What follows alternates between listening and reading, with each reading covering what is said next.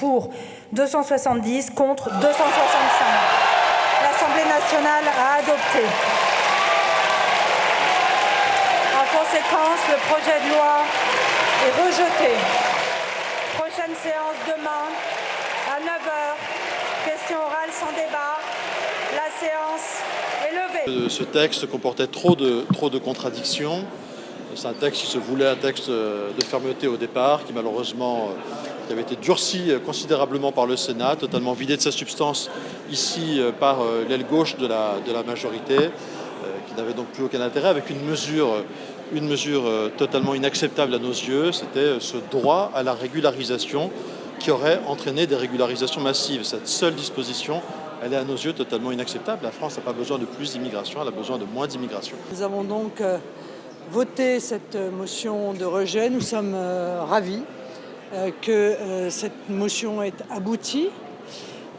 Comme je m'y suis engagée hier, je déposerai dès demain une proposition de loi dont je ne doute pas qu'elle sera transpartisane et très certainement acceptée avec soulagement par la majorité présidentielle. Le groupe parlementaire de la France Insoumise est extrêmement heureux que cette motion de rejet ait été votée par l'Assemblée nationale et donc ait rejeté le texte dès le début de l'examen à l'Assemblée nationale parce que d'abord nous allons épargner au pays 2 semaines de discours xénophobes et racistes et je crois que ça va aider à mieux respirer dans ce pays que de ne pas avoir ces débats qui se tiendront à l'Assemblée nationale. Ça, c'est la première chose. La deuxième chose qui nous semble importante, c'est qu'avec le rejet de cette loi dès le début de son examen, le pouvoir ferait bien de se rappeler qu'il existe un Parlement dans ce pays et que le Parlement peut tout à fait voter contre puisqu'ils sont minoritaires à l'Assemblée nationale. C'est l'échec d'un gouvernement qui, depuis des mois, passe en force avec des 49.3 méprisant l'Assemblée nationale.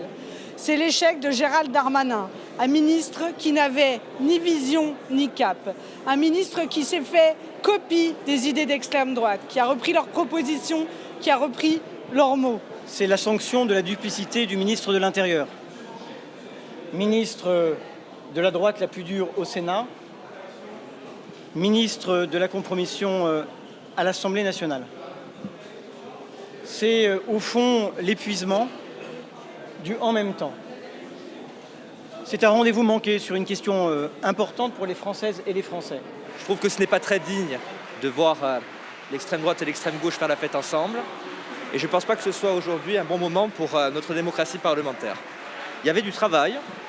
Nous avions 2 semaines de travail pour parler d'un sujet qui intéresse les Français. Et aujourd'hui, nous en avons été privés. Nous avons été privés de nous interpeller, privés de nous contredire, privés de voter. Je le regrette. Et tout ce que je souhaite, c'est que le gouvernement poursuive, parce qu'il peut le faire, dans sa volonté d'apporter des réponses aux problèmes de l'immigration.